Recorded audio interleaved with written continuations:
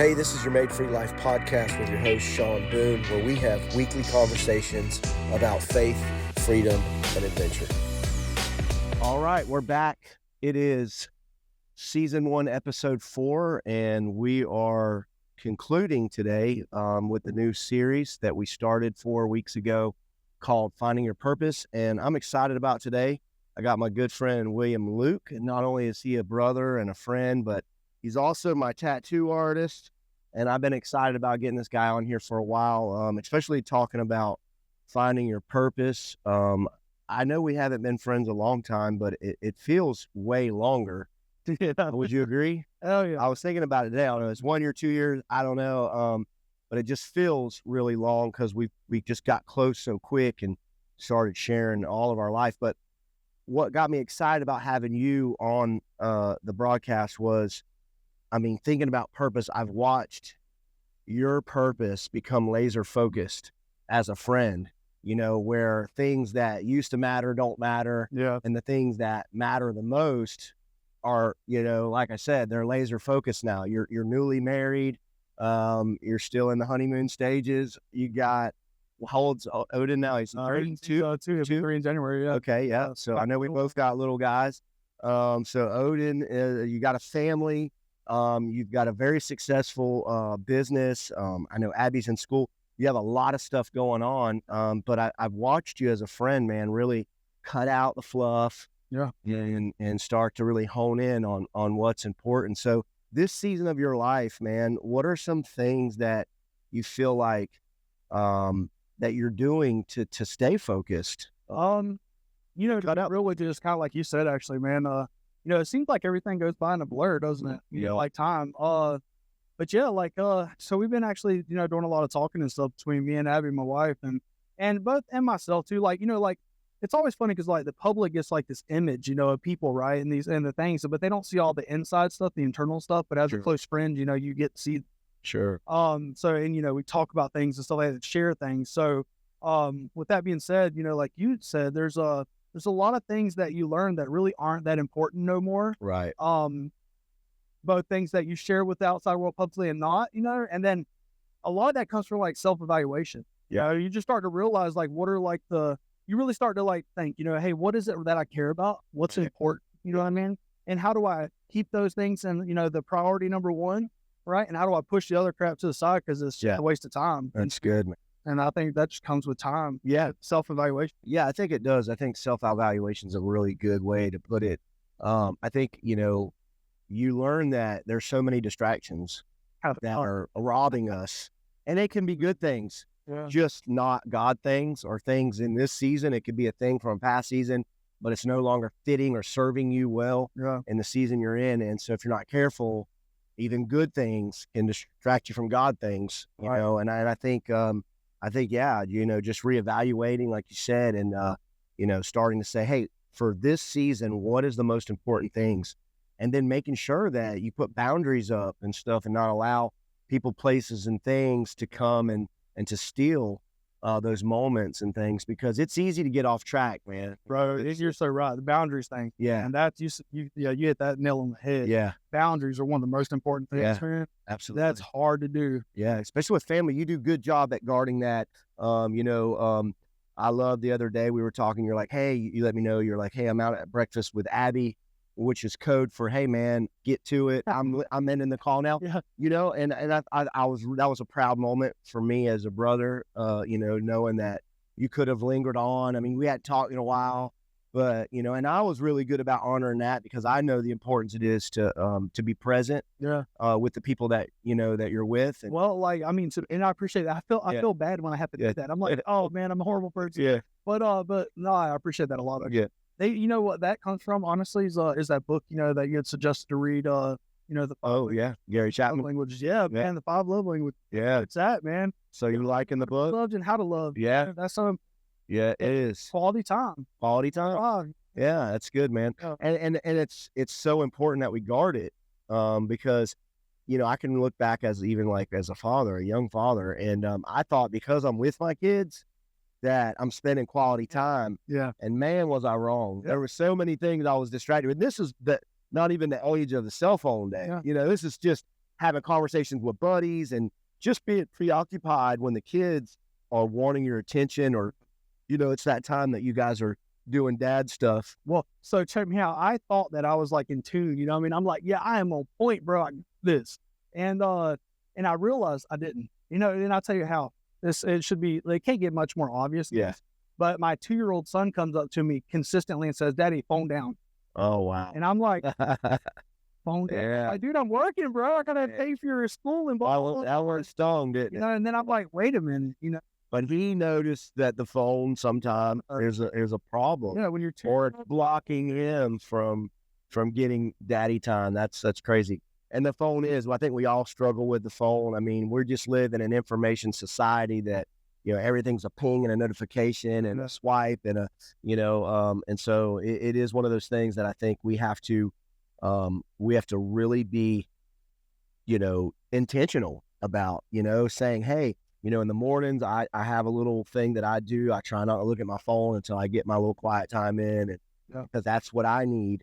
For me, that's what works for Shawn. That makes Shawn the healthiest. When I'm moving forward in my day, I got to get that Jesus time. I got to get that quiet time. I got to think, meditate, pray. Sometimes I read scripture. Sometimes I listen to a podcast.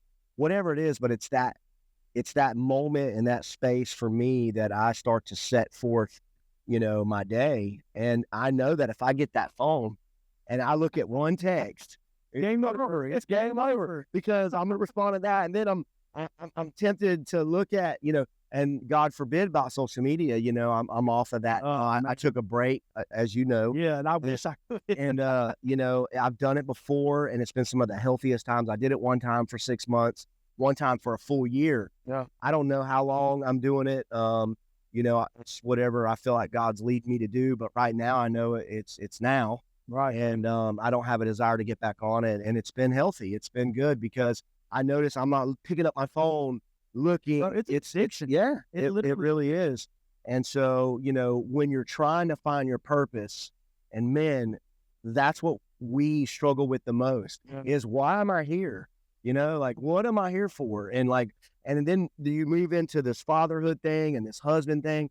And it's like, am I doing it right? You got these questions. You're like, you're sizing yourself up with other men. You're looking into their life. And I think that's good. I think we should find some men that are doing it right and then get around them and learn some things along the way. But we want to do well. I think as men, we want to grow. We want to deal with our shit, from the past and the present, and be better. That's what I always say. I want to be better than yesterday. I want to be a better father, a better friend, a better employer, the whole deal. And so for me to be able to do that, I have to guard. I have to play out some boundaries and guard some things. And I don't bat 1,000. There's days I like, man, today sucked. I let these little things steal my focus. I let these things distract me. But I think it's being acutely aware that it's happening is one big step to me, because there's a lot of people, man, that don't even realize that it's all smokes and mirrors for them. They think they're actually doing and being productive. I know for me, but really, man, it was just like whoever and whatever had my day. Yeah.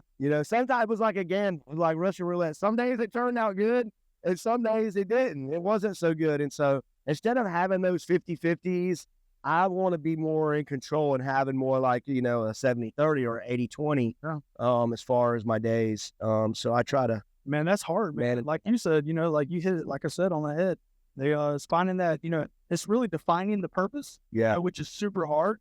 In fact, I'll give you a good example. Somebody I was listening to the other day, they said, take around a piece of paper, right? And I want you to write down 20 ways that you can become a billionaire. So it's super easy. The first 5, 3, 5, easy. Yeah. Get the first 10, it's pretty easy. But them last 15, the last 20, that's where the difficulty is. Yeah. And that's where you really define your purpose. Sure. That's where intent has to be super. Sure.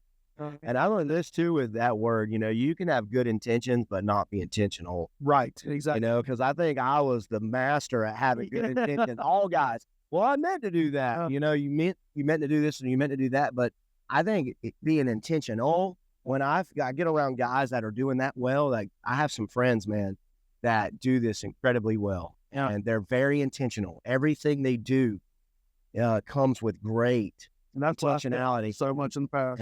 And I love that. And that's where I want to be better as a man. And as a person. But let me ask you this: what are some of the challenges that you have, because you run a busy shop? You have a lot of different people you see throughout a day, a lot of phone calls. Like, what are some things that Will does to try to manage that guard? Like, what are some safeguards or some things that you've put in place to make sure that you're staying on track? Or how do you, or let me just say this, how do you make sure and continue to kind of grade yourself on, am I doing good? Am I hitting my goals? Am I doing what I need to be doing with Abby and Odin in the business and the gym? I know we're all both trying to get back into get healthy and stuff. Man, that's hard actually. So that's like been one of the biggest struggles and the biggest things that I've been fighting with. I mean, it's all about balance. Yeah. Like, and where that line of balance, is, it's different. It's different for everybody. Yeah. Realize that it's really, really, really good to look at other people and evaluate yourself by their measures, but at the same time, don't say I need to be where they're at and I need to be doing what they're doing. Say, okay, like for what I've been doing, I've been like looking at all these different people, men and women both, and saying like, hey, this dude, this lady, they're doing this and it's working for them. Why is it working? And how can I take that and make that mold it my life to work for me? Because we're not the same people. Sure. You know what I'm saying? We're different. Don't have the same personality, the same, when I made this, our stories are different. Me and you share some similarities. But we also have some, I didn't even know you was a computer nerd and a gamer. You don't look like the guy that sits behind a screen and plays, Well, you probably didn't know I sold crack in the hood at 15. There's things that we just didn't really know about each other till we started journeying together as men and opening up and sharing parts of our story. Yeah. But yeah, I mean, I think that's a really good point, because you'll get into the comparison trap. Yeah. If you start looking at people and saying, well, why am I not doing it like them? I think it's good to glean. Yeah. I think it's good to learn and grow. But I think we have to be very careful that we stay in our lane, that we run our race, and we understand that we have our own journey to fulfill in this life. Listen, and what works for me don't always work for you. Your gym times or your eating habits or how you conduct business or how I like to do it, it could be totally polar opposite. I think the hardest thing in all that, and I can't stress this enough, because this is something that I've struggled with, I still struggle with, I always will struggle with. But I will always, always, always continuously, no matter what, fight to keep doing it. But is self-evaluation. Yeah. And being brutally honest. Yeah. We all want to be the superhero in the book, right? But are we really? Yeah. Joe Rogan said it. Joe Rogan. He said, live your life like you're a superhero in a movie. Yeah. And I used to listen to that every morning for, I don't know, maybe a year. Yeah. I listened to the 3-minute one and the 8-minute one, depending on my time. But it's such a truth, because I always say this, man, and you've seen me probably post this quote before. I say, keep it real, but let it start with you. Yeah. Because we're so good at keeping it real with others. We go, hey, man, you need to tighten up. You need to do this. But then we're not looking at ourselves and going, man, I do some of those same things. Well, I'm actually struggling with the same thing. And so I think, keeping it real with us and getting honest, like you said, getting honest with us is the key to real tell the truth too as yourself. Yeah. That's a fact. It's like I told somebody the other day about being a business owner. I'm like, dude, it's hard to be a business owner. Yeah. Everybody thinks it's just like lavish, gravy train. Well, it's just gravy train. It's easy, dude. I have to make myself get up and go. Yep. Where, if I got to go punch a clock, it's already laid out for me. I got to be there. I got to punch a clock. I'm told what to do. But when you have to have the drive, and if you don't feel like it or you don't feel good, you gotta get up. You still got to get up, man. You got to do it. And, there's no calling. There's no backup plan, It's like, I'm it. Yeah. I always say it doesn't matter. Like, the bill still got to get paid regardless. 100. Hey, yeah. That's what it is. Yeah. But that's good, though. Like they say, diamonds are under pressure. Yeah. So, absolutely. And, but I know they really are. With me here lately, I've been just trying to take a look at my day and saying, actually Wes Watson said this. He's like, everybody always talks about, and they dream of, they think about, what am I going to do, be tomorrow? What am I going to do tomorrow? He says, I think about yesterday. What did I do wrong? So I don't do that the next day. That's good. You know what I mean? So I've been trying to I know some great men that do that. They self-reflect and they write notes. One of my favorite authors, Bob Goff, he actually sends himself, he says somewhere between, 60 and 100 emails a day. I mean, that's crazy. He knows himself that many times with things, thoughts, but also with like where he's missed it and blown it. Yeah. And I think that's really cool. Yeah. I think it's, like, again, going back to this thing, you're holding yourself accountable. And, sometimes you may be the only one doing it. Yeah. Because, a lot of times we don't have friends that are, confident or bold enough to speak in an authoritative way as a friend. Yeah. Being accountable one to the other.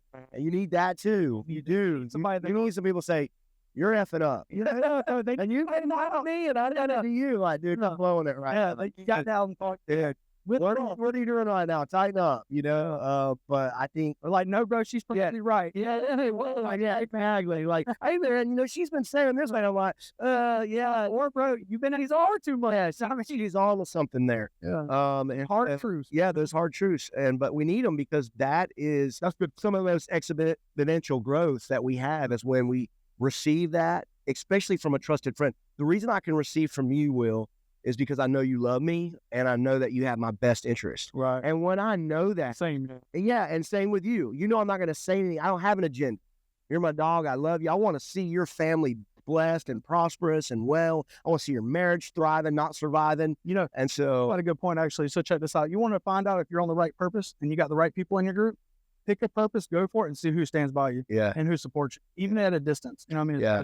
Yeah. Like No, that's a fact. Yeah. No, it's good. Because I think, if you're really family, you're really, brother, you share that brotherhood, that friendship, that deep core, that we have a kindred spirit. We're always going to be our biggest fans, but we're always going to be our biggest critics. Yeah. Because you got to have both. We got to be the best cheerleader for that person, but we always got to be, hey man, listen, I'm noticing this. And you got to be that person that's, like you said, that voice of truth, man. Yeah, I think there's like different. And this has been hard for me, man. And kind of like also with me trying to find my purpose and like really center it. And not only just like you said, intent is good, but intentional is better. Yeah, absolutely. Anybody. Yeah. So like it's good to have an idea, a good clear picture of where and what you want to be and where you want to go. But if you don't have a good game plan to get there, it's worthless. You know what I mean? So that's very important to have like certain types of people in your life, to help you make sure that you can realize that dream. And so you need people like you, Yeah. Like, I need you, dog. Yeah. I need you, man, no doubt. Well, let me ask you this as we wind up. Like, what are some things that you're wanting, maybe somebody out there struggling with this too? What are some things that you really want to see? Because we have a few months left in the year. That you really want to see come into, these last few months as far as character, or as far as like, maybe it's a setback or a challenge, something that you keep finding yourself, you're not hitting it, man. You know it needs to change. You want to do it. The desire is there, but for whatever reason, it's not happening. Like, For other people or yourself? well, I'm saying for you, maybe somebody out there is like struggling with that. Like what are some things, maybe, like, let me just say this, like, as the year winds up, like, what are some things that you would want to see as you finish strong? Because I think we want to finish 2023 strong, even if we got off to a rocky start, or maybe we've been missing it. Like, just kind of close us out with some thoughts of like how we can end strong. Yeah, actually, I'll tell you, I'll say this because like we mentioned earlier, so this is very important to me right now, this current time in my life, but it's extremely important to me. So like, again, that book, the 5 love languages, that doesn't just apply to romantic relationships, that applies to every relationship that you have with somebody. And to me, I know this might sound corny as hell, especially coming from me, the tattooed bald dude, but love's everything, bro. Like, Come on, man. Nothing. So, man, I just want that's the love. That's the language of humanity. Yeah, I mean, love is the language. I just want to see me and other people too, and the people around me, for me to learn how to express love in a good, genuine way, so they receive it, and vice versa. I need to know what I need. Right. Yeah. And I know that sounds crazy, but I haven't really always known what I've needed in return from people. And I've, because of that, sought out the wrong things. Yeah. And so I'm learning about that right now, more so than ever. And really just learning how to communicate that with other people the proper way, the ways that they need, and I would like them to receive, Yeah. So that way it's positive. Dude, thank you so much, man, for that. And thank you for coming on. I'll have you on again for sure. We got some great topics we're going to get on this year and into the new year. But I think, man, it's it's incredible for me to realize that the older I get, sometimes the less that I know about doing this thing. And but yet there's a desire for me to want to be better. Yeah. And it's people like you that sharpen me, that help me accomplish that. And I thank God for you and our friendship. And I just appreciate you, man. Because you got a good compass, bro. That's what it is, man. Well, thank you for coming on today and being a blessing. And yeah, man, we'll do it again soon. All right. Appreciate you having me. Yeah. That's fun. Peace. All right, cool.